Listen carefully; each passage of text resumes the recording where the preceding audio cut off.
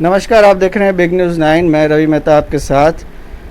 BPSC की परीक्षा की रिज़ल्ट आ चुकी है और बिहार में फिर से एक बार महिलाओं का परचम जो है वो लहरा चुका है। जी हाँ, मैं हमारे साथ आज जो जुड़ी हैं वो मैं आपको बता दूं कि बिहार में, पूरे बिहार में महिला कैटेगरी में 27वें रैंक पर हैं और उनका नाम आसमा खातून है। और हम उनसे आज रूबरू होकर आज बातचीत करेंगे कि क्या, कैसे संघर्ष करते हुए उन्होंने ये परचम लहराया है।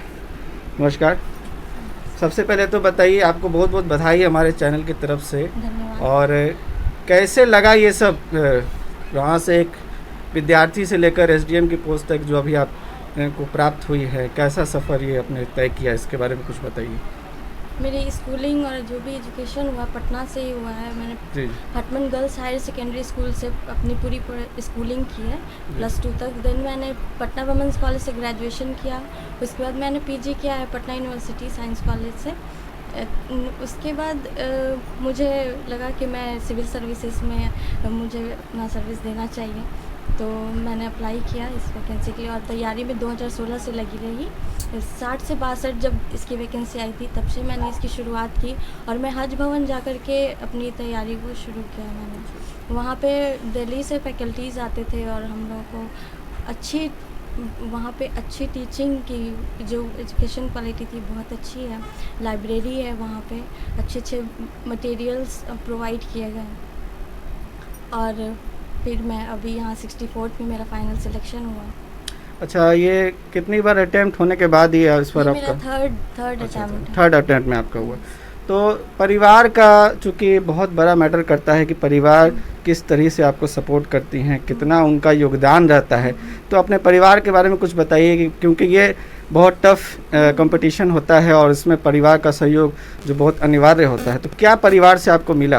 और उन्हीं की वजह से मैं यहाँ पे पहुँची हूँ। मेरे माँ बाप ने ना जाने कितनी कुर्बानियाँ दी हैं इस कामयाबी को हासिल करने में। अपनी पूरी लाइफ लगा दी मुझे। इस एज में 28 इयर्स की हूँ मैं। हमारे घरों में शादी हो जाती है लड़कियों की और इतना अटेम्प्ट मेरा छूटा और फिर भी उन्होंने मेरे हौसले को बुलंद रखा। उन्होंने मुझे हमेशा हिम्मत दिया कि नहीं, एक और अटेम्प्ट ले लो। फिर मैं यहाँ तक पहुँची। आप शादीशुदा हैं? हाँ, अभी मेरी शादी। तो बहुत कम ऐसा देखने को मिलता है कि शादीशुदा होने के बाद जो होती है घर की रिस्पॉन्सिबिलिटीज़ बहुत ज़्यादा बढ़ जाती है, उसमें पढ़ाई लिखाई आमतौर पे लोगों का कम हो जाता है। तो कैसा रहा ये शादी के बाद भी? आपके जो जीवन साथी हैं उन्होंने किस तरह आपको मोटिवेट किया, इसके बारे में कुछ बताइए। एक्चुअली शादी मेरी अभी हुई है 12 मार्च 2021। तब तक मेरा इंटरव्यू हो चुका था, लेकिन शादी के बाद भी मैं इनसे कहती थी कि अगर मेरा नहीं होगा तो क्या करूँ। तो ये इन्होंने भी मुझे मोटिवेट किया, हमेशा सपोर्ट किया कि कोई बात नहीं है, अगर ये नहीं होता है तो आप मेंस देने वाली हैं और अच्छे से तैयारी कीजिए और नेक्स्ट अटेम्प्ट कीजिएगा। आप अपनी ज़िंदगी में रोल मॉडल किसको मानती है? हर इंसान की ज़िंदगी में एक रोल मॉडल होता है जिसको वो फॉलो करती है, जिनकी वो बातें सुनती है, जिनसे वो मोटिवेट होती है। आप अपनी ज़िंदगी में किसको सबसे ज़्यादा रोल मॉडल मानती हैं? मैं अपनी ज़िंदगी में अपने अम्मी पापा को रोल मॉडल मानती हूँ। बहुत सपोर्ट किया है उन्होंने मुझे यहाँ तक पहुँचने की। जी बिल्कुल। तो हमारे दर्शकों को आप कुछ जो टेक्निकल बातें बताइए जो भी आपने पढ़ाई लिखाई के दरमियान की हैं, कैसे पढ़ें, क्या पढ़ना ज़रूरी होता है। क्योंकि जो लोग अभी बीपीएससी की तैयारी करने वाले हैं, जो लोग अभी नए स्टूडेंट्स होंगे, उनको आप क्या टिप्स देना चाहेंगे अपनी तरफ से? मैं उन कैंडिडेट्स जो अभी लगे हुए हैं उनको ये सजेशन देना चाहूँगी कि न्यूज़पेपर वो रोज़ दिन पढ़ा करें, उस न्यूज़ से अपडेट रहें और कंटिन्यूटी बहुत ज़रूरी होती है इस एरिया में आने के लिए।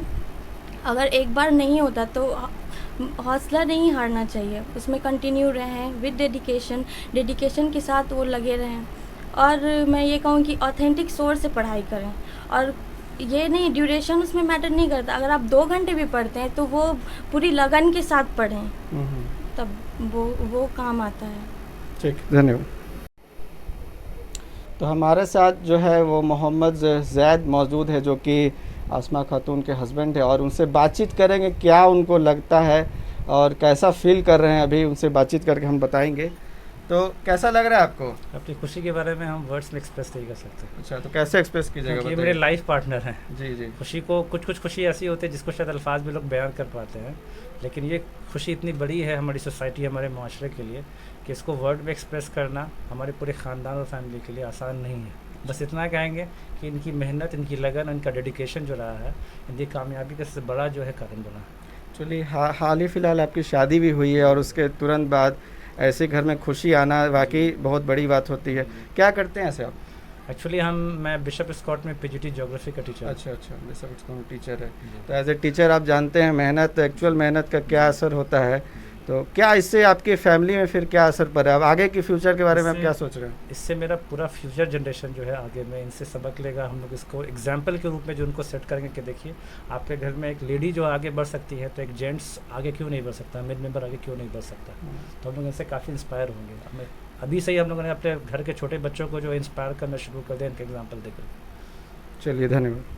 तो हमारे साथ यहाँ पे आप देख सकते हैं कि आसमा खातून के पूरी यहाँ परिवार यहाँ मौजूद है और आप इनके चेहरे पे जो आप खुशी देख रहे हैं वो पूरी तरह से एक मैं क्या बयां मैं नहीं कर सकता हूँ। ये खुशी को वही लोग बयां कर सकते हैं जिन पर ये खुशी आई है। और आप इनके चेहरे को देख सकते हैं कितना खुश है। घर में इस तरह की जो खुशखबरी इनको मिली है, इनसे पूरा परिवार, पूरा समाज और पूरा मैं बताऊं आपको आसपास के मोहल्ले में खुशी की लहर दौड़ चुकी है। और उनसे हम बातचीत करेंगे इनकी बहन से और इनके परिवार के सदस्य से कि इनको कैसा लग रहा है। तो क्या नाम हुआ आपका? शाहीन। क्या लगे यहाँ पे आसमा खातून जी का? जी, उनकी ननान है। अच्छा, कैसा लग रहा है आपको? बहुत अच्छा फील हो रहा है हमें। अच्छा फील हो रहा है। तो मतलब क्या आप लोग तो काफ़ी सहयोग इनमें रहा होगा इनको इस मुकाम में पहुंचाने का? जी, संयोग। और भी लोग हैं, हम उनसे बातचीत करेंगे। कैसा लग रहा है आपको? बहुत अच्छा। हम लोग के लिए तो समझिए कि सेकंड ईद हो गया। अच्छा, सेकंड जी। ईद। मतलब ये डबल ईद आप लोग जी, की मन जी, रही है ना? जी। ठीक है। तो क्या समाज में क्या आपके आसपास के लोगों आपके बारे में जो पूछते होंगे, अभी जो जानकारी मिली होगी? हम लोग को मुझे बहुत फख्र महसूस हो रही है। फख्र महसूस हो जी। सब ठीक। और कैसा लग रहा है आपको? हमको तो बहुत अच्छा लग रहा है कि भाभी आज इस मुकाम पे है। अच्छा। और मतलब खुशी जो है वो बयान नहीं कर सकते हैं। और क्या करती हैं आप? मैं तो टीचर हूँ, अभी बच्चों को पढ़ा रही हूँ। अच्छा, तो आपको क्या लगता है, जैसे कि आपकी भाभी ने बीपीएससी क्रैक कर लिया, तो आपकी भी क्या आगे क्या बनना चाहती हैं आप? मुझे तो बीएड करना है। बीएड करना मतलब टीचर लाइन में आप जाना चाह रही हैं। चलिए, और भी लोग हैं, कैसा लग रहा है आपको? बहुत अच्छा लग रहा है। बहुत अच्छा। बहू मेरे बन गई है, बहुत खुशी की बात है। अच्छा। और ये 2 महीने के अंदर में ये खुशियाँ शादी करके हम लोग घर लाए। अच्छा। बहुत लकी है इस घर की। आम तौर पे देखा गया है कि जो हम अपने सोसाइटी के आसपास देखते हैं कि लोग शादी करते हैं और अपनी बहू के साथ काम करवाने के लिए ज़्यादा लोग इच्छुक रहते हैं, पढ़ाई लिखाई में कम ध्यान देते हैं। तो क्या आपकी धारणा क्या थी अपनी बहू को लेकर? मेरा तो बहुत अच्छा लगन है कि ये जो है ना आगे बढ़े। और जब से जो ये आई है तो उसके बाद हम काम करने के लिए कहा कि जो तुमको अच्छा लगे वो करो, और नहीं अच्छा लगे तो वो नहीं करो। आप ना पढ़ाई पर ज़्यादा फोकस दो। जी बिल्कुल। आप बताइए, आप कैसा लग रहा है आपको? बहुत अच्छा लग रहा है सर। क्या आप उम्मीद कर रही हैं इनसे आगे चलकर? आगे चल के अच्छा ही उम्मीद होगा। ठीक है। तो हमारे साथ यहाँ पे आसमा खातून जी के देवर मौजूद है और काफ़ी युवा है, तो इनसे जानकारी लेते हैं। क्या कैसा लग रहा है आपको अभी? I think I can't explain in words the happiness and the joy we are facing right now.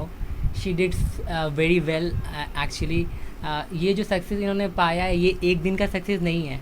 इन्होंने कुछ सोचा होगा और बहुत सारी मेहनत की होंगी। एज बीइंग मैंने भी कंपटीशन एग्ज़ाम दिया है, तो I know how much difficulties come when you go for that. So I think she did so many things, so many hard work, and this is the result that we are watching. And this is she is a role model for our family. So I can't explain. तो आपके लिए अब role model साबित हो चुकी हैं और आप इनके मार्गदर्शन पर चलकर ही आगे भी अपने जो भी आप हासिल करना चाहते हैं वो करना चाहिए। क्या बनना चाहेंगे आप? Basically, I'm doing engineering, BTech Computer Science, and after that research work and all that. Okay. चलिए, बहुत बहुत धन्यवाद।